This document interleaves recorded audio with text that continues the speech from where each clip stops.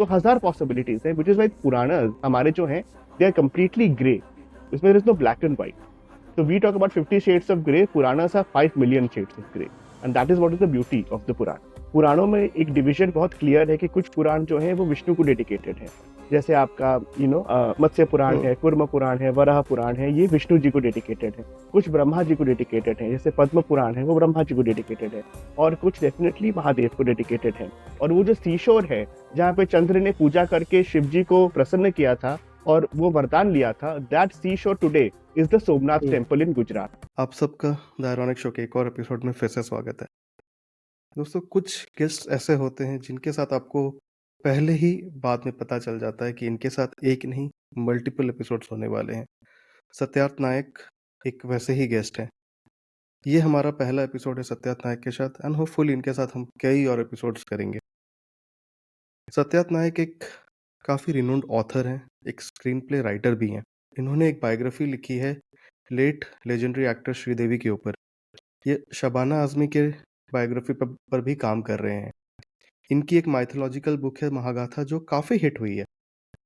आज हम उसी बुक के बारे में थोड़ी सी बात करेंगे. उसी बुक में महागाथा में क्या क्या स्टोरीज उन्होंने कवर की, हम उसके बारे में बातें करेंगे. ये एक इंट्रोडक्टरी एपिसोड है सत्यार्थ के साथ. इनकी जो डेप्थ है, इनका जो नॉलेज है पुरान्स के बारे में, पुरानास के पढ़ने का, हम आगे के एपिसोड्स में और एक्सप्लोर करेंगे. This is first of the many episodes with Satyarth Nayak. Enjoy.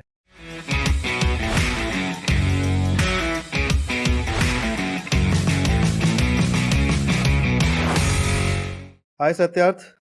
Hi Ronik, hi. Welcome to the Ironic Show. And so before we started this podcast, let me just tell the viewers that you are really intrigued by the name The Ironic Show. Oh, absolutely, I am.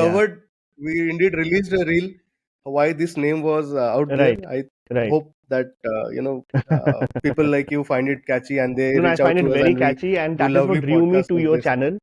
I wanted to know what is this Ironic all about, and that immediately drew me to your podcast content. I wanted to know more about your podcast. So I think kudos on the title. It is very catchy, and I'm sure whoever came up with it is hats off to the brain. So if I take the credit, I will get bitten up left, right, and center. So it's my wife's. Wonderful! It was her idea. She gave the name, so all the credit goes to her. Wonderful. Okay, so let me start by asking. Yeah. I mean, I was just reading about you, and when we also spoke earlier. Yeah. So you're an author who has written biographies, thriller, mythological stuff. Yes. How do you manage? I mean, writing one genre takes the hell out of you, because being an author is a tough job. Yeah. And then being an author into multiple, genres is I just cannot imagine. So how do you manage that? I think the what is common to all these genres for me is the fact that I enjoy reading them all. So if you enjoy reading a genre, you want to explore that yourself. You want to try out that genre yourself. So because I love reading thrillers, I absolutely have grown up reading amazing thrillers, and I just love that genre a lot. I love reading biographies a lot. It's always inspiring to know about people, achievers who can inspire you and your life. And Mytho has been a huge influence on my life. I think it's there for every Indian. We have all grown up either reading or listening to mythology from our elders or our surroundings. So all these three genres have been a huge influence for me. So when I started reading them, the next logical step organically was to try out each of these genres, as books. So the only answer that I can give is that because I enjoy reading. So then every book that I write, it's a pleasure because I know this is my genre. This is something I love to read. I enjoy being around that genre. So then when I explore that myself as a writer, I think it gives me immense joy. So it never feels like, like a chore or something, some sort of a pressure. It's always wonderful. It's always joyful. And it's loads of pleasure writing in all these three genres. It probably, I mean, be it any creative field, it should come from the heart rather than what is expected out of you. Yes. Right. Yes. Being an artist cannot be, forced on you. It has to come from within you. Absolutely. So, I mean, whether you are writing biography, whether you're writing mythology, does not really matter until the time you are happy. Yeah. Till the time it makes you happy. Yes, very true. Exactly my point. Yeah. So you started off with 2 thrillers. and then Yeah. came the biography of Sridevi, Yeah. and then came, I think, one of your biggest books, which is Mahagatha, Yes. with HarperCollins. With HarperCollins. Okay. Yeah. Okay. So tell us something about Mahagatha. So first of all, the cover looks really intriguing. Yes, I So have it here with what me. is the whole idea behind So that, that's the cover. lovely cover that you have? Yeah. Yeah. So Mahagatha, as the title suggests, it's a collection of 100 greatest stories from the Purans of Hinduism. We have 36 Purans in Hindu literature. Uh, I'm sure you all have heard of some of the names: Shiv Puran, Okay. Vishnu Puran, Brahma Puran, Padma Puran. तो ऐसे हमारे 36 Mhm. पुराण हैं Hinduism में, और 36 पुराणों को 2 भागों में डिवाइड किया गया है। Okay. एक है आपके महापुराण, तो 18 महापुराण हैं और 18 उपपुराण हैं। तो ये जो डिवीजन है, इट इज डिपेंडिंग ऑन कि एक पुराण किस भगवान को समर्पित है, उसके Okay. ऊपर ये डिवीजन किया गया है। सो इन पुराणों को, अब जो जैसे मैंने कहा, जो कहानियां हैं जो पुराणों में हैं, ये हम सब सुन के बड़े हुए हैं। For me it was my grandfather who Mhm. Used to be the story teller in our family, and I remember just sitting on his lap and listening all these stories. It was such a wonderful process of osmosis, just absorbing all that wisdom and knowledge. तो जब बड़ा हुआ तो interest आया कि why don't I explore it further, कि इन पुराणों में जो कहानियां ऑलरेडी पता है वो तो पता है, लेकिन और कितनी कहानियां हो सकती हैं। तो when I entered this universe of the Puranas, I was completely stupefied, क्योंकि इतना विजडम है, इतनी कहानियां हैं पुराणों में और इतनी वंडरफुल कहानियां हैं। It just makes you wonder कि उस जब लिखा गया तो क्या इमेजिनेशन था, किस तरह का थॉट था इन दैट एंशिएंट एज। तो वहां से फिर ये थॉट आया कि why don't I put together 100 of the best stories in one book, जिससे कि we all get access, I and my readers get access to this world of पुराण। क्योंकि जो पुराण शब्द भी है, सुनने में थोड़ा हैवी लगता है कि कैसे एक्सेस करें इसको। और इनफैक्ट महागाथा की सबसे बड़ी सक्सेस का राज यही है कि अभी भी फीडबैक यही आ रहा है, that lot of people telling me that because of this book we are now able to access the Puranas. You have opened the door of the Puranas for us to enter and at least get a peek. तो now जो wisdom हम वैसे हम नहीं पढ़ सकते, अब महागाथा के थ्रू वो विजडम हमें वहां से मिल रहा है। So that was the idea of putting together all the 100 greatest stories in one book as a collection, and that is how the idea began. So जहां तक मेरा नॉलेज है Satya, and correct me if I am wrong, जहां तक मेरी knowledge है, हमारे main 18 पुराण है, 2 Yeah. ब्रह्मा पे, 2 शिव पे, which is Shiv Purana and Linga Purana, and then there are 14 on Vishnu ji. I think that ये 14 वो हैं जहां पे विष्णु जी के जो 10 अवतार भी वो भी कवर होते हैं, वराह पुराण, स्कंद पुराण, मत्स्य पुराण। आई थिंक मत्स्य पुराण सबसे ज्यादा पुराना है, जी, is the oldest of the Purana. Right तो राइट। आपको ये जो 18 मेन पुराण, देन और 18 जो सब Purana, if I am allowed to call it that way, या तो इन सब को आपने जो महागाथा, आपने 100 स्टोरीज जो निकाली हैं इन पुराण में से, तो ऑब्वियसली आपको ये सारे पुराण आपको पढ़ने, मतलब जो भी आपने जी, अपने जी, ग्रैंडफादर से सुने थे, अदर देन दैट आपको खुद से भी पढ़ना पड़ा होगा, एब्सोल्युटली राइट? एब्सोल्युटली, तो या एंड इन इटसेल्फ आज के डेट में उतना टाइम निकालना और ये सारे 36 पुराण पढ़ना, ये आपने कैसे सोचा? मतलब आप, what motivated you to do that? So motivation वही था, जैसे मैंने कहा कि आई वांटेड कि जो बेस्ट कहानियां हैं पुराणों से, उनको आई वांटेड टू कलेक्ट। तो जितना सारा सोर्स मटेरियल है उस सबको पढ़ना बहुत जरूरी था, which is why Mahagatha took 5 years। ये पूरी जर्नी 5 साल की जर्नी है, क्योंकि जैसे आपने कहा इतने सारे पुराण हैं, ओके। उनको पढ़ना, उनमें से कहानियां का एक पूरा लिस्ट बनाना, फिर उनमें से छांटना कि इन सब में से कौन सी वो 100 कहानियां हैं जो इस किताब में होंगी। It was a process, it was a lengthy process. लेकिन जैसे मैंने कहा, every day it never felt like अ चोर और something that like a task, because every day you came across a new story, you came across a new legend, there was a new wisdom to be earned. So it was a very joyful process for me. और आप, ये सही बात है जैसे आपने कहा beginning में कि पुराणों में एक डिवीजन बहुत क्लियर है कि कुछ पुराण जो हैं वो विष्णु को डेडिकेटेड है। जैसे आपका मत्स्य पुराण है, कूर्म पुराण है, वराह पुराण है, ये विष्णु जी को डेडिकेटेड है। कुछ ब्रह्मा जी को डेडिकेटेड है, जैसे पद्म पुराण है वो ब्रह्मा जी को डेडिकेटेड है, और कुछ डेफिनेटली महादेव को डेडिकेटेड है, लिंग पुराण हो गया या फिर शिव पुराण हो गया। तो ये डिवीजन बहुत क्लियर है। और एक बहुत क्लियर जो चीज है कि जो आप ये पुराण देखेंगे तो जिस पर्टिकुलर गॉड को वो डेडिकेटेड होगा ना, every Purana begins with creation. जो पहला चैप्टर हर पुराण का हमेशा क्रिएशन होता है, सृष्टि की रचना किसने की। तो जो विष्णु जी को जो पुराण डेडिकेटेड है वो कहेंगे कि विष्णु जी ने क्रिएशन शुरू किया था। ब्रह्मा जी के पुराण बोलेंगे ब्रह्मा ने किया था, महादेव के पुराण बोलते हैं महादेव जी ने किया था। तो now some might feel कि इसमें there is no clarity of thought, एक ही बात को आपके 3-4 वर्जन आप एक ही बात का कर रहे हो। लेकिन for me that is the beauty of the Purana, कि हमारे पुराण में जो हमारा जो हिंदू थॉट है, it is not monolithic, it does not hold to one single truth.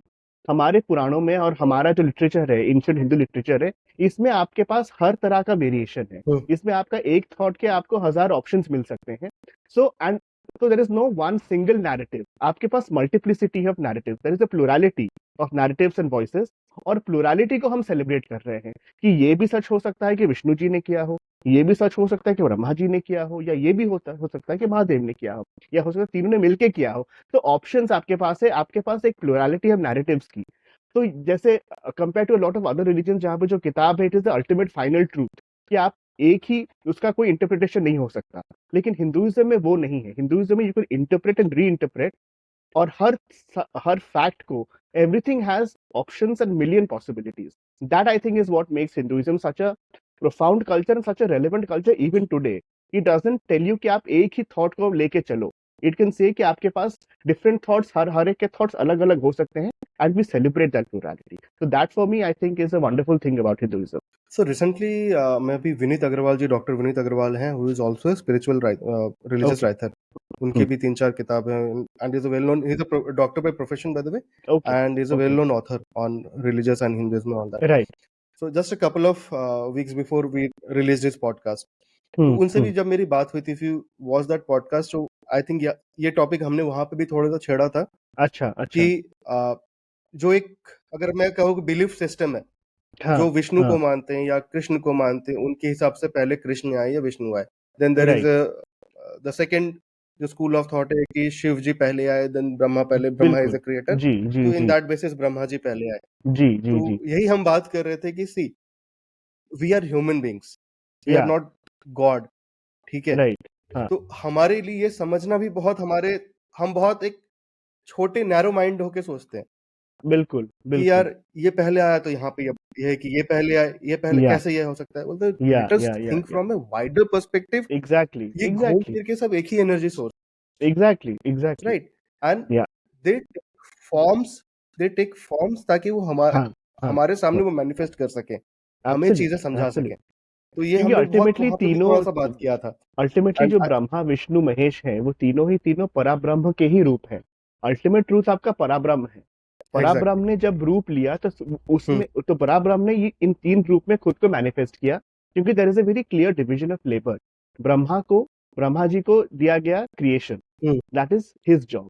Vishnu ji को मिला प्रेजर्वेशन, एंड शिव जी को मिला डिस्ट्रक्शन। तो ये जो ट्राइपार्टाइट डिवीजन है ऑफ लेबर, जिससे कि सृष्टि और ब्रह्मांड की रचना हुई, और ब्रह्मांड का चलन है इन्हीं तीन अंगों से। तो इन 3 अंगों को 3 फॉर्म्स में डिवाइड किया गया है, but ultimately they all the 3 together are the Parabrahma. तो ये डेफिनेटली जैसे आप कह रहे हो, एक ही शक्ति के 3 रूप हैं। That is the trinity of our culture.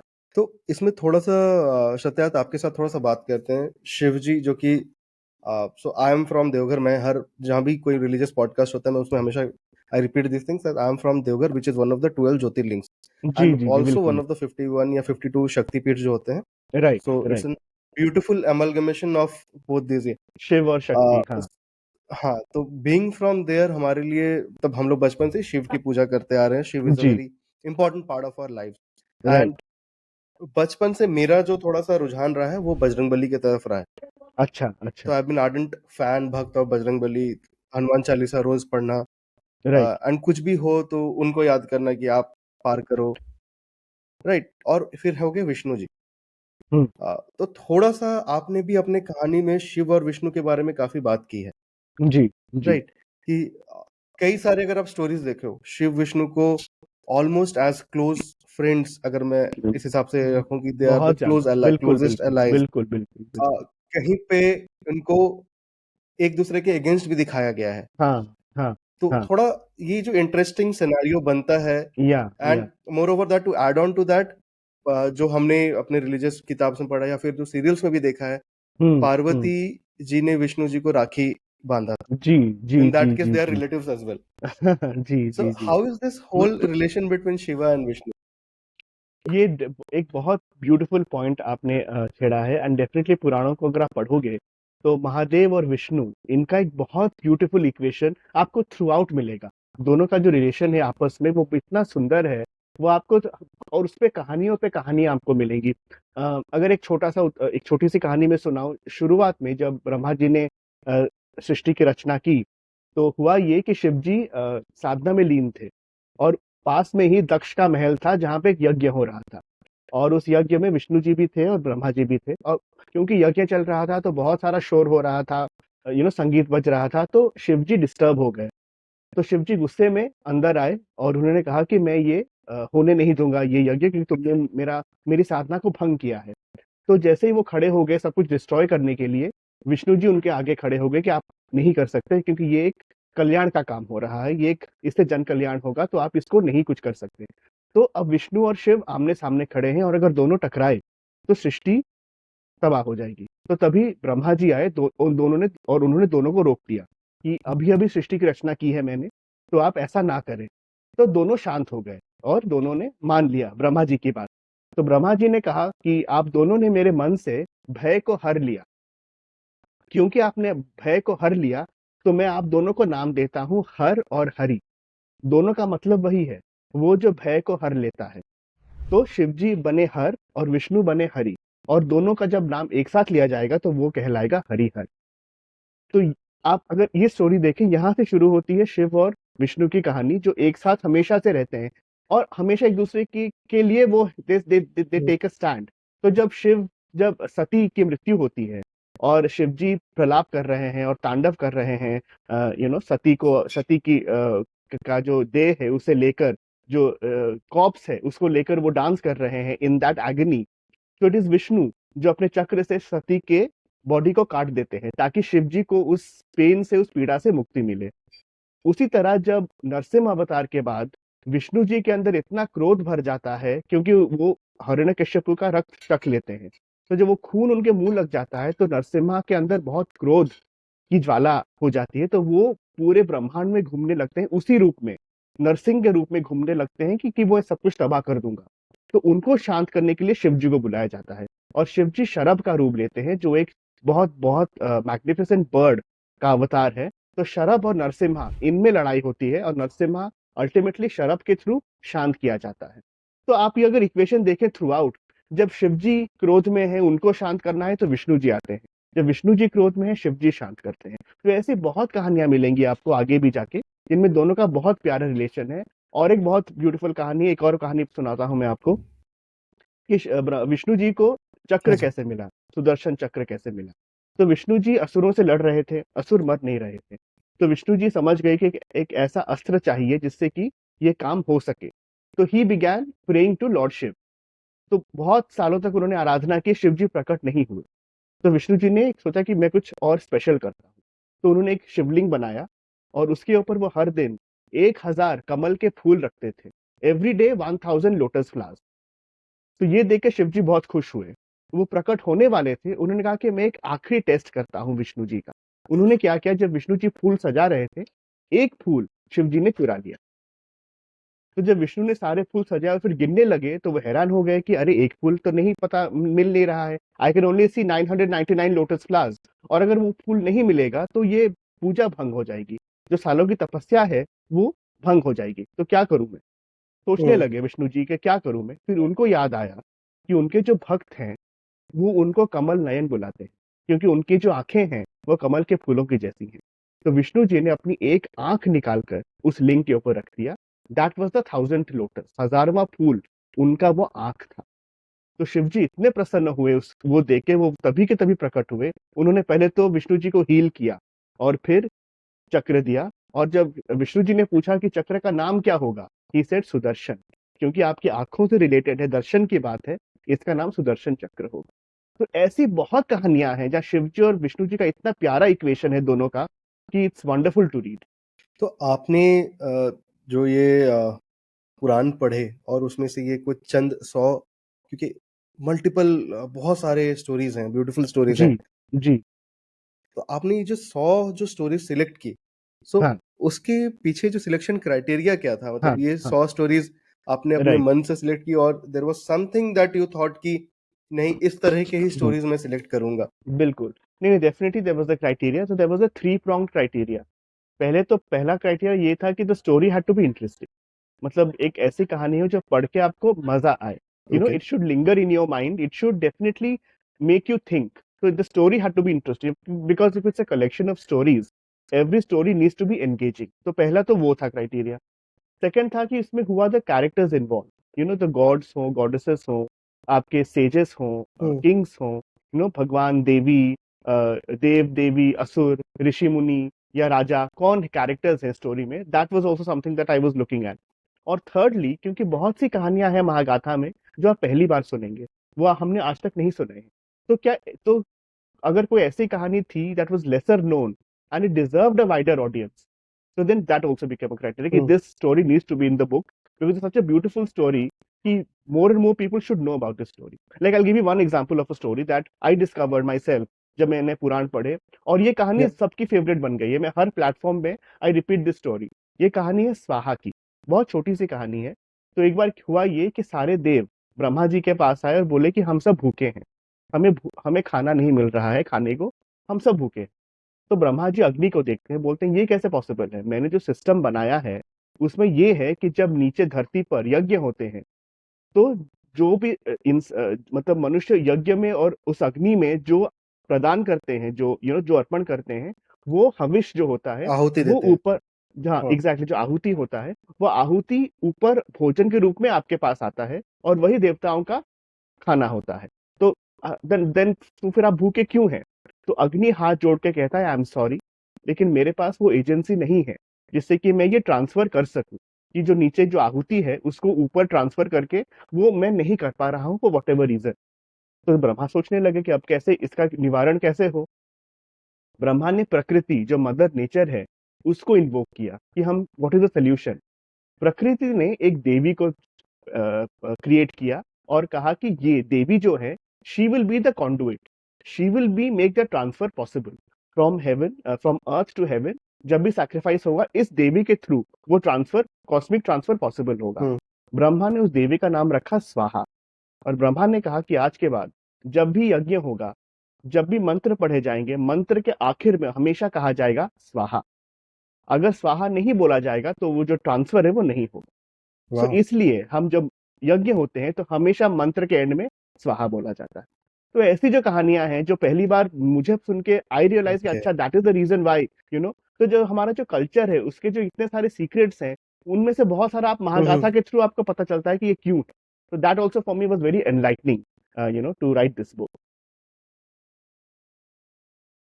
कुछ ऐसे और स्टोरीज जो आपको शायद पहली बार आपने डिस्कवर किया, अच्छा ये इसलिए है। कुछ और ऐसे, जैसे जी मैं स्वाहा का, जी, आई हैड नो आइडिया कि राइट हम ऐसा राइट, क्यों करते हैं। हमें से बचपन से पता था कि स्वाहा बोलना होता तो हम बोलते बिल्कुल हैं। बिल्कुल, लेकिन उसके पीछे स्टोरी कुछ है, और सो ऐसे दैट इज, स्टोरीज हाँ, सत्यार्थ?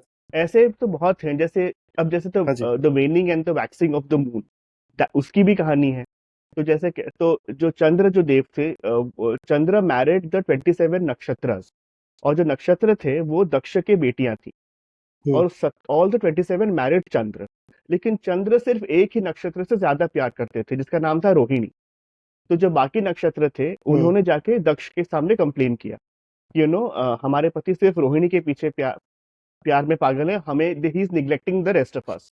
तो दक्ष ने आके बहुत समझाया, लेकिन चंद्र नहीं माने। He said listen, I only love हर, तो आई कांट हेल्प इट। तो दक्ष ने फिर उनको श्राप दिया कि आप अपनी ब्यूटी में इतने मगन हैं कि आपको किसी की भावनाओं का कदर नहीं है। तो मैं आपको श्राप देता हूं कि आपकी जो ये ब्यूटी है, जिस पर आपको इतना गुरूर है, ये चला जाएगा। You will now become completely dark. तो जैसे ही दक्ष ने ये बोला, Chandra started becoming darker and darker, और लगा कि बहुत जल्दी उनकी सारी रोशनी खत्म हो जाएगी। He then began praying to Mahadev. तो वो एक पर्टिकुलर जगह पे आए ऑन अर्थ, वहां पे एक सीशोर था, वहां पे चंद्र आए, उन्होंने वहां पे साधना की शिव की।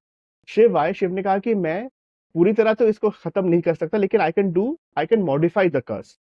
तो अभी ऐसा होगा कि तुम 15 दिन के लिए तुम पूरा अंधेरे में चले जाओगे, उसके बाद वापस 15 दिन you will again start regaining your light. तो जो वैक्सिंग और वेनिंग ऑफ द मून है, it comes from here because he was cursed, and that is how Shiva made sure that he doesn't completely lose his light. और वो जो seashore है जहाँ पे चंद्र ने पूजा करके शिव जी को प्रसन्न किया था, और वो वरदान लिया था, दैट सी शोर today is the Somnath hmm, temple in Gujarat. तो ये जो सारी कहानियां हैं, जब आप ये पढ़ते हो तो पता चलता है कि जो ओके हम जो देखते हैं, जो नेचुरल फिनोमिना भी है, उसके पीछे भी पुराणों में एक्सप्लेनेशन है, कहानियां हैं। तो it's a wonderful knowledge and wisdom to gain. Okay uh, जब आपने पुराण पढ़े तो ये तो कुछ आपको चली वो स्टोरीज थी जो आपको पता चली, जो आपने शायद डिस्कवर की, अच्छा इसके पीछे ये जी। रीजन है, ये मतलब राइट। माइथोलॉजिकल या अगर स्पिरिचुअल रीजन ये है। हाँ। There could have been fact जो शायद कंप्लीटली हमारे जो नैरेटिव है, बचपन वाली नैरेटिव है, जो चाइल्डहुड में हमने कुछ कहानियां पढ़ी या कुछ सीरियल हम्म। में देखा, टीवी में देखा, हम्म। उससे हमारा एक थॉट प्रोसेस बनने लगा कि अच्छा इसके बाद ये हुआ था, ऐसे हुआ था।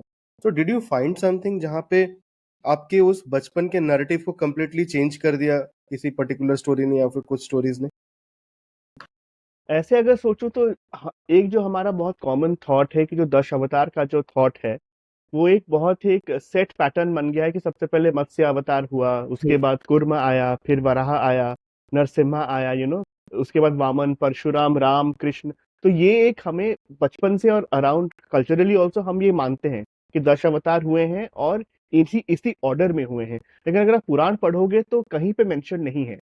पहले तो दश अवतार ही नहीं है, विष्णु जी के बहुत सारे अवतार थे जो इस ऑर्डर में इन्वॉल्व इंक्लूडेड नहीं है। फॉर एग्जाम्पल, जब समुद्र मंथन हुआ, जब विष्णु जी ने वहां पे कूर्म अवतार तो लिया ही था, लेकिन जब अमृत निकला और देवों और असुरों के बीच अमृत के लिए लड़ाई हुई, विष्णु जी ने वहां पे मोहिनी अवतार भी लिया था, जो उनका that is the only female avatar that he has ever taken.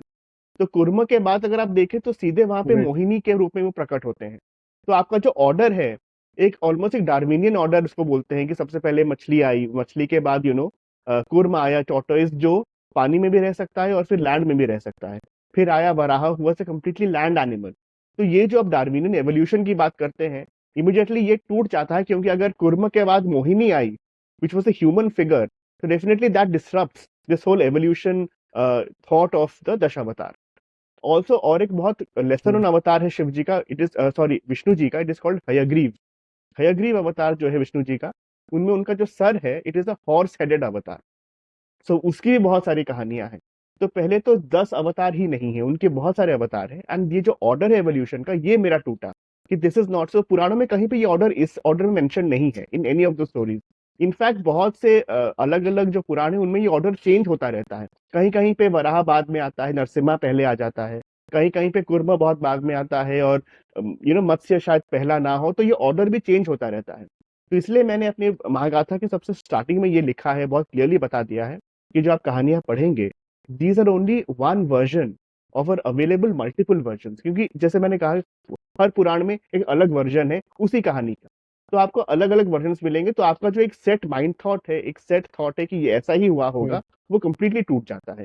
Because Puranas don't allow for a single, जैसे मैंने शुरू में बोला, there is no single monolithic thought that Puranas allow. They will break every preconceived notion that you have, and they will make you rethink and think in a renewed manner कि ये possibility भी है, ये option भी है। तो हजार possibilities हैं, विच इज वाई पुराणस हमारे जो हैं, दे आर कंप्लीटली ग्रे।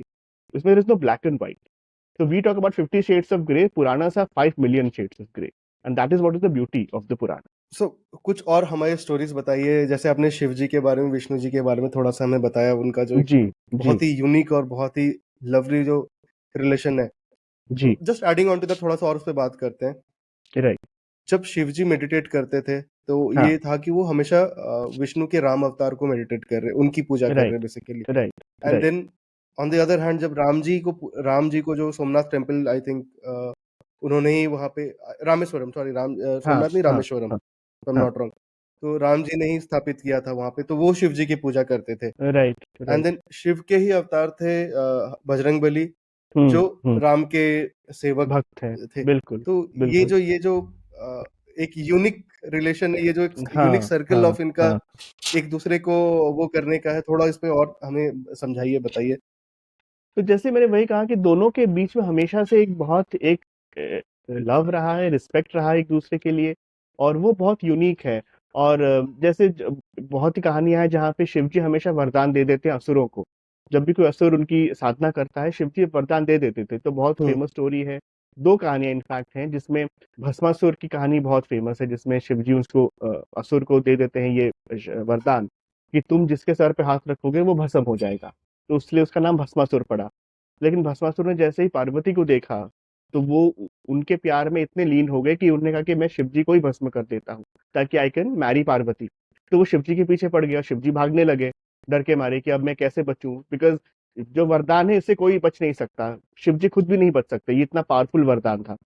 तो वहां पे फिर भागते भागते वैकुंठ आए और विष्णु जी से कहा कि मुझे बचाओ। तो विष्णु विष्णु जी ने कहा कि आप सचमुच भोले शंकर हो, आप हर किसी को वरदान दे देते हो, तो आप सचमुच भोलेनाथ हो।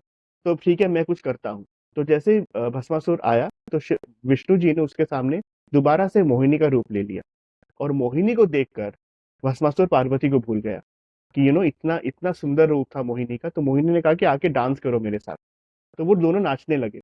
और मोहिनी जो स्टेप्स कर रही थी, भस्मासुर उसको एग्जैक्टली कॉपी कर रहा था। तो नाचते नाचते मोहिनी ने जानबूझकर अपना हाथ अपने सर पे रख दिया। इमीडिएटली भस्मासुर ने वही कॉपी किया और वो खुद ही भस्म हो गया। तो ऐसी बहुत कहानियां हैं जहाँ पे Shiv ji comes to the rescue of Vishnu ji and vice versa. तो ऐसी आपको बहुत कहानियां मिलेंगी पुराणों में। तो आपने अभी असुर के बारे में बोला, तो हमारे पुराण में असुर और देवता के बीच में जो एक क्लीन डिमार्केशन है हाँ। कि हाँ। ये गुड है, ये इविल है। या तो आपने असुर और ये जो मतलब क्या असुर को हमारे पुराण में हमेशा गलत ही दिखाया गया है, और नहीं, इज इट अ ऐसा नहीं। Depiction of someone who is still a human? तो क्या इसमें एग्जैक्टली स्टोरीज क्या है, मतलब? पुराणों में कुछ भी ब्लैक एंड व्हाइट नहीं है, एवरीथिंग इज ग्रे। तो बहुत से असुर हैं जिनमें आपको नोबल क्वालिटीज भी ओके, दिखती हैं, ओके। तो ऑलमोस्ट देवता वाले क्वालिटीज आपको मिलेंगे। और बहुत से देवता हैं जिनमें आपको असुरों के भी क्वालिटीज मिलेंगे। जैसे फॉर एग्जाम्पल इंद्र जो है, इंद्र कहने को देवराजा है, he is the king of heaven. लेकिन उनके अंदर हमेशा की इनसिक्योरिटी हम्म, रही है कि कोई मेरा सिंहासन मुझसे छीन ना ले। तो एक कहानी है इंद्र की, जिसमें एक महिला है दिति। दिति को वरदान दिया जाता है कि तुम्हारे कोख से जो बालक पैदा होगा, वो बड़ा होकर इंद्र को मारेगा। तो जब इंद्र को पता चलता है, तो Indra enters hmm, the womb of Diti, उनके कोख में घुसकर जो फीटस है उसको ही cuts that foetus into 7 pieces. तो ये एक काम है जो ऑलमोस्ट असुरों वाला काम है, जो एक देवता कर रहा है। सो ऐसे भी कहानियां हैं। लेकिन at the same hmm, time you have demons like Bala. Bala एक असुर था जिसने he won heaven, he conquered heaven and he all the gods had to flee. लेकिन बाला क्या का एक था कि he was a very generous demon. तो तो he told all the gods कि भले ही I have become the king of heaven, लेकिन अगर कभी भी if you need me for any help, please let me know. तो ऑल द गॉड्स डिसाइड कि this is how we can defeat him. तो उन्होंने एक यज्ञ रखा और बाला से बोला कि we want you to come and help us. तो जब बाला आया, he said what do you want. All the gods said please sacrifice yourself in this yagya. और बाला मान गया because he was a generous person, कोई भी रिक्वेस्ट वो मना नहीं करता था। And he sacrifice his body in that fire. तो जब उसकी बॉडी जली, उसमें से 9 धातु निकले, और वो 9 धातु आज नवरत्न के रूप में माने जाते हैं। तो इमेजिन कि एक असुर है, लेकिन उसमें इतनी प्योरिटी है, उसमें इतना ब्यूटी है, और there is a glow of virtue inside that asur, कि उसकी जले हुए बॉडी से 9 रत्न निकले। तो ऐसे भी असुर हैं। या फिर the most famous story is that of Raja Bali. Bali भी असुर था जो प्रहलाद के ग्रैंडसन थे। बाली had also conquered heaven and all the gods had to leave। लेकिन जब विष्णु आते हैं वामन अवतार में बाली के पास और कहते हैं कि मुझे 3 पग चाहिए, बाली मान जाता है। And then when Vishnu becomes Trivikrama रूप लेते हैं, और पहले ही पग में पूरी की पूरी धरती नाप लेते हैं, दूसरे पग में का पूरा ब्रह्मांड नाप लेते हैं, और फिर कहते हैं कि तीसरा पग कहाँ रखूं। तो बाली खुद ही हम्म, अपना सर झुका देता है कि सर, तीसरा आप मेरे सर पे ही रख दीजिए, बिकॉज और कोई जगह है नहीं, आई can only offer my self now. तो ऐसे भी असुर हैं जिनके पास ऐसी इतना वर्चुअस क्वालिटी भी है। तो ये बहुत इंटरेस्टिंग डाइकोटमी है पुराणस में, कि असुर हो या देव हो, no one is black and white, they all grey. And because they are grey, पुराणों में क्योंकि सारे ग्रे कैरेक्टर्स हैं, दैट इज वाई पुराणों के साथ हमारा एक रिलेशन बनता है, because as humans we are also grey. We are neither white nor black, हम सब में ग्रे का जोन ही एग्जैक्टली। है। Which is why Puranas are so relevant to us even today, क्योंकि आज की दुनिया भी, हम्म, we all celebrate the grayness in all of us, and that is what the Puranas do। तभी वो फॉरएवर रेलेवेंट रहेंगे, क्योंकि हमेशा ये वर्ल्ड ग्रे ही रहेगा, ह्यूमैनिटी ग्रे ही रहेगी, और पुराणास भी उसी जोन में है, which is why they are so relevant even today. Okay. तो अगर अगर आपको अगर किसी को जैसे जिसने पुराण नहीं पढ़ा, समवन लाइक मी, और कोई भी हो ऐसा जिसने अभी हाँ। तक पुराण नहीं पढ़े हैं, राइट। अगर आपको कहना हो कि आप एटलीस्ट ये 3-4 ये पढ़ो which will give you a very आपका एक एनलाइटनमेंट होगा। एनलाइटनमेंट भी शायद गलत वर्ड है। आपके एक माइंड का जो एक आपने जो थोड़े वो है ना नैरो सोच है आपका, हुँ, वो ओपन अप होगा। हुँ, तो which would hmm, be hmm. Maybe 3, 4, 5 आप कौन-सा रिकमेंड करोगे कि आप कम से कम ये पुराण तो आपको पढ़ने ही चाहिए? ऐसे देखो, अगर मैं 1-2 पुराण रिकमेंड करूँ तो वो आई थिंक सही होगा भी नहीं, बिकॉज़ जैसे मैंने कहा हर पुराण का एक एक अपना विज़डम है, एक अपना चार्म है। हुँ, हुँ। तो अगर आप पढ़ना चाहते हो definitely you should start with the 3 main Puranas. Bhagavata Purana जिसमें विष्णु की कहानियाँ हैं, कृष्ण की कहानियाँ हैं, एंड डेफिनिटली शिव पुराण ताकि आपकी शिव की महिमा के बारे में आपको पता चले, एंड ब्रह्म पुराण। तो जो हमारे जो 3 गॉडेस जो मेन गॉड्स हैं, उनकी कहानियाँ जो हैं वो डेफिनिटली पढ़नी चाहिए आपको। हुँ, और अ, मेरे लिए Vishnu Purana is very interesting because जो विष्णु जी हैं उस उनको मैं बहुत specially after writing Mahagatha and after reading all the Puranas and stories about him, मेरी थोड़ी श्रद्धा बढ़ी राइट। है विष्णु जी के लिए। Because what is interesting is आप अगर उनकी जर्नी देखें अक्रॉस द 4 युगस, जो हमारे 4 युग हैं, सतयुग, त्रेता, द्वापर और अभी कली, हर युग में विष्णु जी को श्राप मिला है, जबकि उन्होंने जन कल्याण किया है। और जन कल्याण करने के डिस्पाइट डूइंग जन कल्याण उनको श्राप मिला, and he has accepted every श्राप। So that I find very fascinating. तो पहला जो सतयुग था, वहां पे he had to kill a lady called Kavya Mata, क्योंकि काव्य माता जो है वो असुरों को उन्होंने अपने आश्रम में शरण दिया हुआ था। और वो कहती है कि क्योंकि ये मेरे शरण में है तो मैं तुम्हें हुँ, इन्हें मारने नहीं दे सकती। तो विष्णु जी ने उनको बहुत समझाया, लेकिन वो नहीं मानी।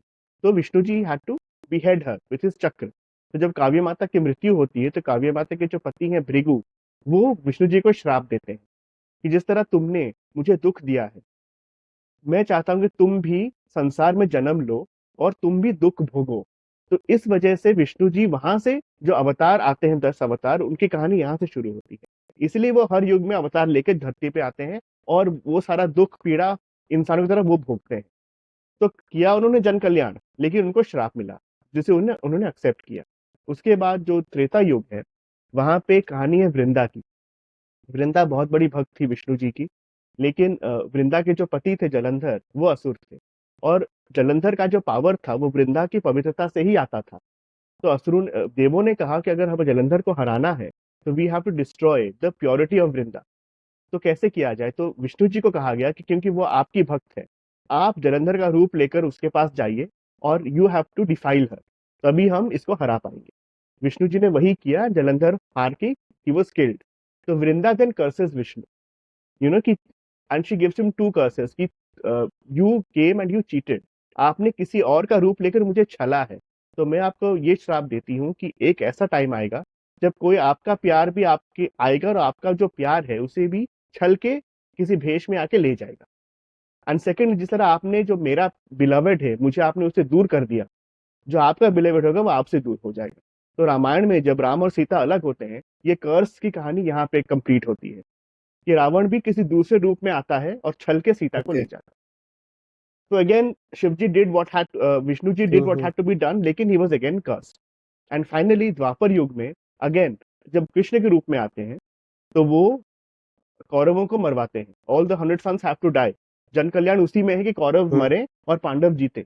लेकिन फिर से गांधारी श्राप देती कि जिस तरह मेरे वंश का नाश हुआ है, तुम्हारे यादव वंश भी खत्म हो जाएगा, जो एग्जैक्टली होता भी है। तो अगेन जन कल्याण हुआ लेकिन श्राप मिला। तो राइट। ये मुझे बहुत फैसिनेट करता है विष्णु जी के बारे में कि हर युग में जन कल्याण करते हैं लेकिन उनको श्राप भी दिया जाता है, वो उसे एक्सेप्ट करते हैं। That I think I find that very beautiful. तो ये जो वरदान और श्राप का जो एक हमारे पुराणों में, हमारे स्टोरीज़ में, माइथोलॉजिकल स्टोरीज़ में हमें दिखता है, क्या ये वही 2-3 जो 4 युग में से जो द्वापर, त्रेता और सतयुग, क्या इन्हीं में लिमिटेड था? क्या कलयुग में भी अ, वरदान और श्राप का कुछ कॉन्सेप्ट है? नहीं, अगर हम डेफिनेटली है। मॉडर्न जैसे लाइफ की बात करें, क्या इसमें कहीं वरदान श्राप का कुछ भी आता है या मॉडर्न देखो, मेरी जो आखिरी कहानी है महागाथा है, वो तक्षक की कहानी है, जिसमें तक्षक हुँ, नाग जो है, वो परीक्षित जो कलयुग का पहला राजा है, जब जो महाभारत में जब पांडव प्रस्थान कर लेते हैं, Parikshit becomes the first the king of Hastinapur. He is also the first कलयुग का राजा, परीक्षित। हुँ, तो उसको तक्षक नाग डस के मार देता है, क्योंकि तक्षक ने ये एक प्रण लिया था कि जिस तरह अर्जुन ने उसके खांडव प्रस्थ में उसके सारे परिवार को और पूरा वन जला दिया था, तो तक्षक ने ये प्रण लिया था कि I will also kill a descendant of the Pandavas. So he comes and he kills Parikshit. तो परीक्षित का जो बेटा है Janmejay, he then creates a sacrifice जिसमें सारे नाग आके जल के मर जाते हैं। तो वहां पे भी वही है कि वरदान की बात है, श्राप की बात है कि तक्षक ने ये प्रण लिया था, तक्षक ने श्राप दिया था पांडवों को कि मैं आके तुम्हें डसूंगा, और वो होता भी वही है। और अल्टीमेटली जब वो और जो सांप वहां पे जलते हैं, वो इसलिए जलते हैं क्योंकि सांपों को, नागों को भी एक श्राप दिया गया था। इसकी कहानी आपको मिलेगी त्रेता युग में। त्रेता युग में हुआ ये था कि जो नागों की जो माता है उसका ओके। नाम है कड्रू, और कड्रू की जो बहन है विनाता, विनाता का बेटा है गरुड़। तो गरुड़ और नाग एक्चुअली आपस में कजिन्स हैं, लेकिन नेचुरल एनिमीज भी हैं।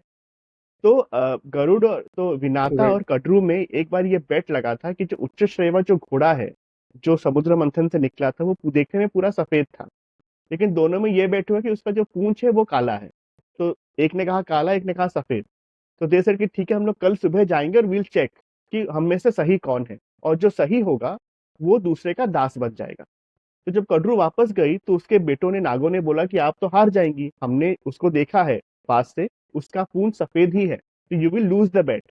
तो कड्रू ने कहा कि एक काम करो, कल जब मैं जाऊंगी विनाथा के साथ, तुम लोग पूंछ से लिपट जाना, so that the Poonch appears black and I will win.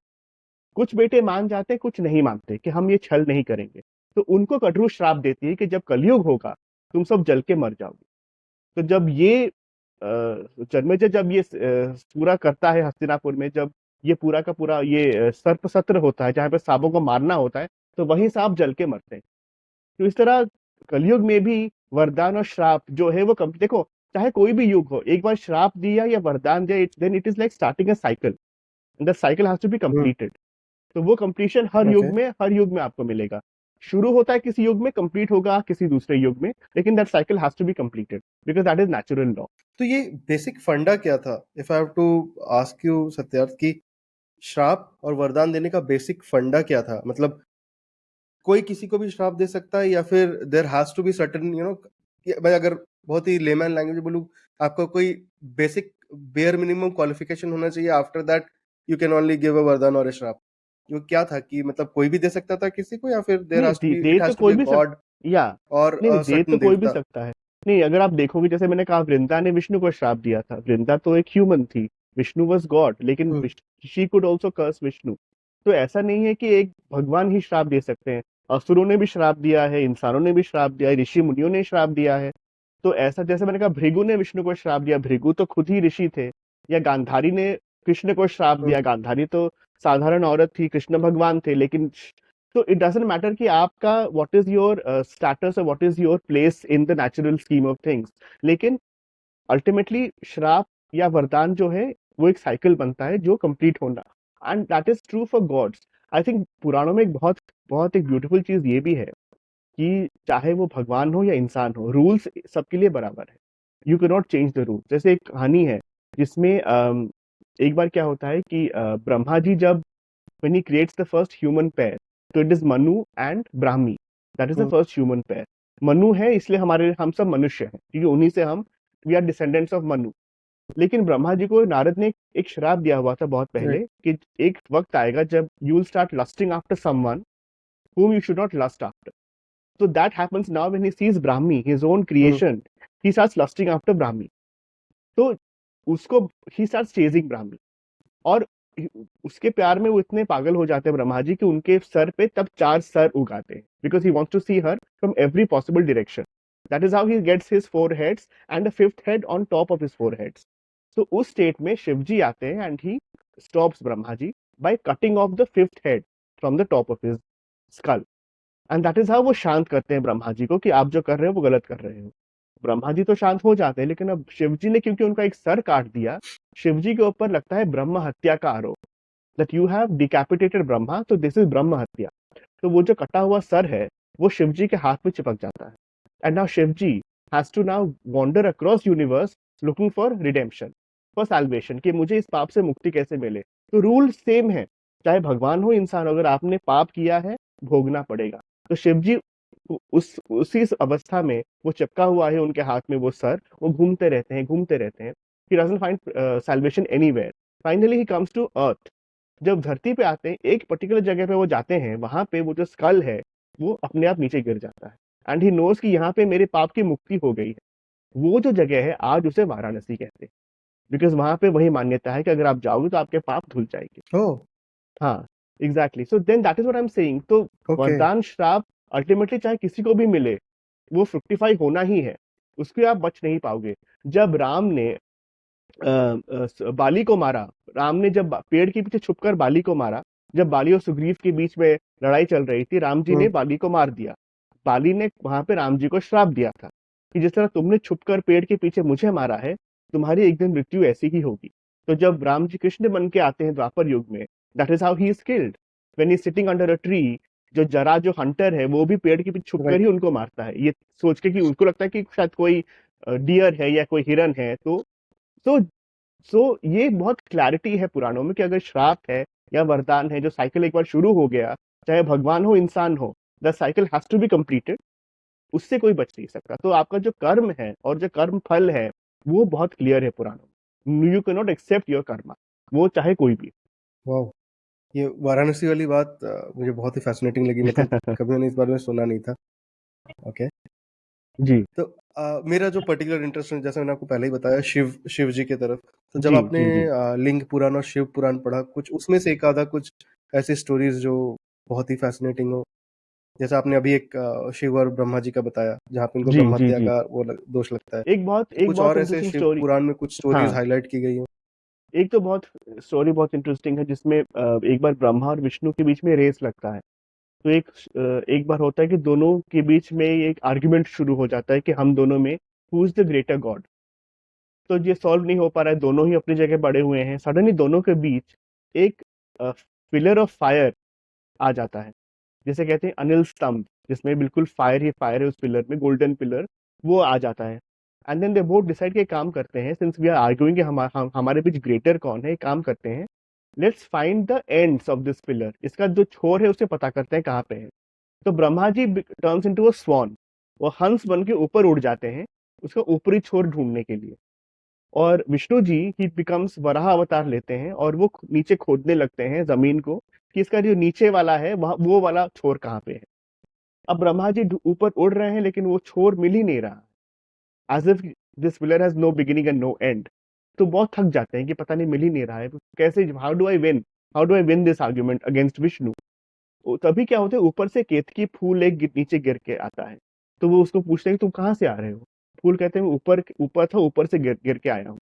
तो Brahma ji finds an opportunity कि I do one thing, I take this flower, और केतकी से कहते तुम ये झूठ नीचे जाके बोल देना कि मैं ऊपर पहुंच गया था, मुझे छोर मिल गया था, और तुम मुझे वहां पे मिले, और तुम मेरे विटनेस बनकर चलो कि मैं जीत गया हूँ। तो फूल मान जाता है। तो जब नीचे आते हैं, विष्णु जी ऊपर आ गए हैं and he saying I could not find, I confess मुझे नहीं मिला, इसका शायद कोई छोर है ही नहीं। ब्रह्मा जी कहते हैं बिल्कुल गलत, मुझे तो ऊपर का छोर मिल गया और मेरे पास विटनेस भी है। और केतकी झूठ बोल देती कि हाँ ये सही कह रहे हैं, Brahma ji has one the argument. उसी वक्त हुँ, जो पिलर है वो पिलर फटता है और उसमें से महादेव निकलते हैं। और महादेव ब्रह्मा को कहते हैं कि तुम्हें इस पिलर का छोर मिल गया, ये सदाशिव है, इसका ना आदि है ना अंत है, तो तुम्हें छोर कैसे मिल सकता है, तुमने झूठ बोला। और क्योंकि तुमने झूठ बोला, इसका मतलब है कि तुम्हारे भीतर भय है हार का। और जिसके अंदर भय हो, क्योंकि देवताओं का काम है कि मनुष्यों के अंदर का जो भय है, उसको हटाना। तुम तो खुद डरे हुए हो, तो तुम किसी का भय क्या हटाओगे। तो हुँ, इसलिए ये नेचुरल लॉ है, ये नैसर्गिक लॉ है कि तुम्हारी पूजा नहीं हो सकती, क्योंकि तुम खुद ही एक भयभीत बीइंग हो। तो इसलिए जो कहते हैं कि ब्रह्मा जी की पूजा नहीं होती है भारत में। और केतकी को भी श्राप दिया शिव जी ने कि जब मेरी पूजा होगी, केतकी फूल नहीं चढ़ाया जाएगा। तो आज तक वो मान्यता है। तो ये एक बहुत इंटरेस्टिंग कहानी है कि कि भगवानों के अंदर भी जो हमारे ह्यूमन इमोशंस हैं, जेलसी, एंगर, ग्रीड, हुँ, कंपेटिटिवनेस, वो भगवानों में भी आ सकता है। विच इज वाई एक थॉट ये भी है कि जो कहानियां ये एक्चुअली सिंबोलिज्म है, दे आर ऑल मेटाफर्स। सारी कहानियां मेटाफोरिक स्टोरीज हैं, क्योंकि जो पुराणों का मेन उद्देश्य भी यही था शुरू से। पुराण लिखे इसलिए गए थे कि वेदों का जो विस्डम है उसे कहानियों के माध्यम से सबको पहुंचाया जाए। तो वही विजडम को, instead of putting it as a lesson और a learning through the vehicle of stories, Purana में वो विजडम उसी माध्यम से डिस्ट्रीब्यूट किया गया इन इन सोसाइटी। सो इसलिए कहा जाता है कि ये जो थॉट्स हैं ये इसी से आते हैं। सो सत्यार्थ, अगर जैसे हम पुराणों की बात कर रहे हैं, पुराणों से इतने सारे स्टोरीज आ रहे हैं, तो अगर मुझे आपसे एक चीज पूछना है कि पुराणों की ओरिजिन कहाँ से है? How did this Puranas came into being? इनका स्टार्टिंग कहाँ से? अगर कुछ ऐसा हमारे पास कहीं पे लिखा राइट, हुआ है कि पुराण यहाँ से स्टार्ट हुए, या इन्होंने लिखा, या ये नॉलेज इस ऋषि को राइट, दिया गया, उन्होंने फिर राइट। इसको आगे बढ़ाया, नाउ इट हैज बीन उसके भी कैप्चर्ड, जब बहुत सी वो एक थियरीज हैं। लिखित उसमें आ गया कि हाँ, इंसान लिख सकता है। हाँ, उसके भी बहुत थियरीज हैं। जैसे मैंने कहा, पहले तो पुराण थे वो ओरल ट्रेडिशन में थे, तो उनको पहले सिर्फ याद करके जनरेशन टू जनरेशन पास होते थे राइट। कहानियां। तो ये शुरू कहाँ से हुआ? तो हम्म। थ्योरीज है कि एक की जनरली आकाशवाणी होती थी, तो जो ऋषि मुनि होते थे वो आकाशवाणी सुन के दे वुड रिमेम्बर, तो सारा जो ज्ञान था वो उसके थ्रू उनके पास आया, और वो उसी विजडम को वो आगे ट्रांसफर करते थे in terms of oral stories and everything. तो भगवानों से आकाशवाणी हुई। वेद व्यास को कहा जाता है कि व्यास ने सबसे पहले पुराणों को अलग अलग किया। He was the one who created the chronicled and he divided the Puranas into whatever, जो भी 18 महापुराण है या 36 पुराण है, वो डिवीजन वेद व्यास ने किया। एक वो भी कहा जाता है, हम्म। थियोरी वो भी है। तो लेकिन अल्टीमेटली वही है कि जो थॉट्स ऋषि मुनियों को आए, जिस तरह वेदों का थॉट, वेदों को कहते हैं कि अप अपौरुषेय, वो किसी ने लिखा या क्रिएट नहीं किया, वो हमेशा से है। उसी तरह पुराण भी आकाशवाणी के थ्रू, या जो विस्डम है सेजेस का, वहां से उनकी उत्पत्ति वहां से मानी जाती है। और वो ओरली, उनका विस्डम, सारा ज्ञान, सारी कहानियां ओरली वो जनरेशन जनरेशन ट्रांसफर हुआ करता था। उनको एक्चुअली लिखने का काम बहुत रिसेंट है। इनफैक्ट अगर मैं टाइमलाइन बताऊं, सबसे पहले हमारे पास वेद आए, वेदों के बाद उपनिषद, फिर रामायण, फिर महाभारत, हम्म। उसके बाद पुराणों को लिखा गया, महाभारत के बाद। which means Puranas have been written only as late as okay. 500 years back। और उसमें भी जो लिखा गया है वो ओरिजिनल डॉक्यूमेंट भी है, जो भी होगा उसमें भी थ्रू सेंचुरीज वो भी ड्राफ्टिंग और रीड्राफ्टिंग हुई है। हजारों स्कॉलर्स ने उनको बहुत चेंजेस भी किए हैं। तो आज जो पुराण हमारे पास है, it may not be in the purest form जिस तरह वो लिखा गया होगा, सोचा गया होगा, क्योंकि उसकी बहुत एडिटिंग हुई है, क्योंकि वो सेंचुरीज पर, 100 सालों पे काम चला है उनके ऊपर। तो वो पुराण उस फॉर्म में आज हमारे पास अवेलेबल है। तो this is how the timeline works. Okay. So this is where we end this podcast on a mythological term, क्योंकि आपसे बहुत चीजें और भी बात करने को है। जी, अगर हम सारा जी। अभी बात कर देंगे, फिर हम आपको दोबारा कब बुलाएंगे? So there are right. Lot many things where we can specifically एक टॉपिक पे हम बात कर सकते हैं। सो क्योंकि आपने अभी एडिटिंग की बात की, आपने अभी राइटिंग की बात की, you are also screen play writer, yeah yeah right? तो या कुछ इंटरेस्टिंग प्रोजेक्ट जो आप काम कर रहे हो, जो आप बता सकते हैं, या तो आपने हाँ, किया हो, राइट। या फिर जो आपके जो अपकमिंग प्रोजेक्ट्स हैं which you are allowed to speak in या पब्लिक? या तो my first project was Porus, जो सोनी पे आता था। It was one of the biggest historical shows produced in India. Swastik productions ने उसको बनाया था, तो उसका स्क्रीन प्ले किया है मैंने। 2017 में हम्म। पोरस ऑन एयर हुआ था, एंड काफी पॉपुलर हुआ था वो सीरियल, और काफी बहुत अप्रिशिएट हुआ था, because it was a huge historical canvas, the story of Porus and Alexander. तो वो हमने बताया था उस शो में। तो उस पे वो बहुत इंटरेस्टिंग था। currently we're doing a web series which is based on the Mahabharat. तो एक पर्टिकुलर कैरेक्टर है महाभारत का जिसको हमने लिया है, and we are creating a world around him, a modern world around him. And तो उसके ऊपर ये पूरा शो बेस्ड है। इट्स अ 6 episode शो, जिसका अभी we are creating the bible right now, the show bible for that particular show. The production house is Mythoverse, which okay. Basically is interested in mythology. तो इसलिए ये show भी mytho ही है completely. तो उस पे काम चल रहा है। तो ये तो हो गया web series. Then I am right now scripting a film. Again, I can't name the film right now because अभी भी पेपर वर्क चल रहा है, लेकिन it is a part of one of the biggest Bollywood franchises of all time. तो उसका जो next instalment है उस पे काम चल रहा है। So it is that film. And finally, like I said, I am doing Shabana Azmi's biography, so that I also I'm very excited about that book. So as a podcast host, I had the privilege of knowing that franchisee name, but yes, we'll keep it under the wraps, and Yes, I yes, yes, personally yes. wish you all the best for. And Thank you. Satyat, I mean, it was really wonderful speaking to you. The kind of depth and the जो knowledge है आपका, क्योंकि आपने ये जो पुराण्स पढ़े हैं, जी, जी, जी। not many of us get that chance, right? Yeah, शायद yeah. हमारे को कभी लाइफ टाइम में वो चांस नहीं मिलेगा, क्योंकि ये इतनी ब्यूटीफुल स्टोरीज हैं। जी, मैं आपसे जी, जी। दोबारा फिर कभी इन स्टोरीज के बारे में maybe we pick one of the Purans and we talk about it. Yeah, Like, yeah, yeah. कई सारी चीजें आपसे बात करने के लिए हैं. बिल्कुल, बिल्कुल. But before I let you go, I have one, मुझे एक पर्सनल, मतलब मुझे आपसे जानना था, जब आपने श्रीदेवी जी की बायोग्राफी लिखी, she was no more, right? तो हाउ डिड दैट प्रोसेस, आपका वो प्रोसेस कैसा रहा? मतलब व्हेन यू स्टार्टेड, मतलब क्या आपने उनके, जब वो इस दुनिया को छोड़ के चली गई, क्या वो प्रोसेस पहले से स्टार्ट हुआ? और क्योंकि किताब काफी टाइम बाद रिलीज हुआ था, जी, इफ आई एम जी, नॉट जी, रॉन्ग, जी. शायद करण जौहर साहब ने आपका बुक हाँ. लॉन्च किया था. लॉन्च किया था. Right, right. थोड़ा थोड़ा सा उसके बारे में बताएं. Right. So, we had discussed the book with Sridevi and Boni Kapoor both. दोनों के साथ डिस्कशन हुआ था. ये 2017 की बात है. 2017, if you remember, was a milestone year for Sridevi's career क्योंकि that was a 300 that was her 300th film. Mom जो रिलीज हुई थी उस साल, उनकी 300th फिल्म थी. Mom, yes, और yes. 2017 was her 50th year in cinema.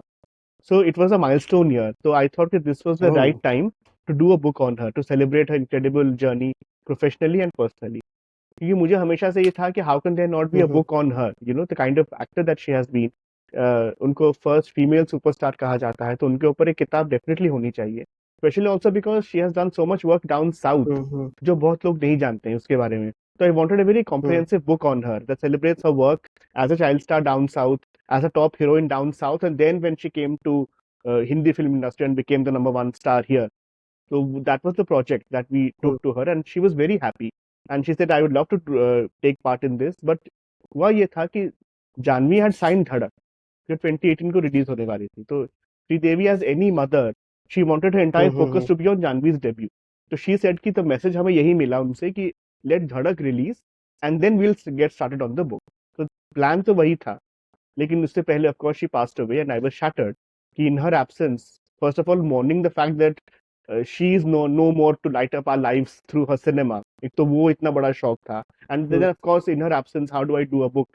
So it was very very shattering and I remember. But then Boney sir was a huge support emotionally, and Penguin जिनके साथ contract था, they also said that you know we should something, it's a beautiful book that we should try and put it together somehow.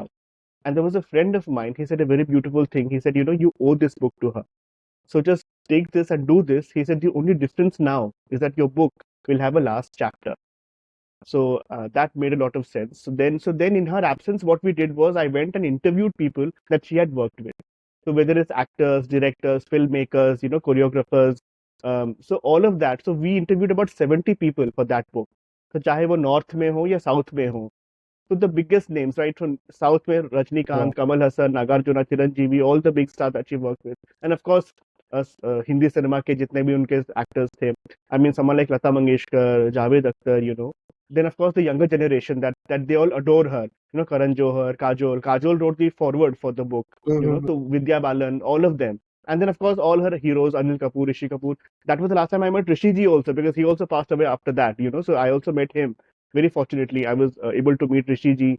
I was able to meet Satish Kaushik, who also passed away after that. You know, so it became very comprehensive book that way. कि सबके जो memories थे उन श्रीदेवी के साथ काम करने के, उनको collect करके, then we created her journey from as a child star till her death. So that was how the book came about, and it was a very emotional journey for all of us. But I'm glad the book got a lot of love, lot of critical appreciation, and it is one of the best reviewed books in the history of cinema books in India. So very very happy about that.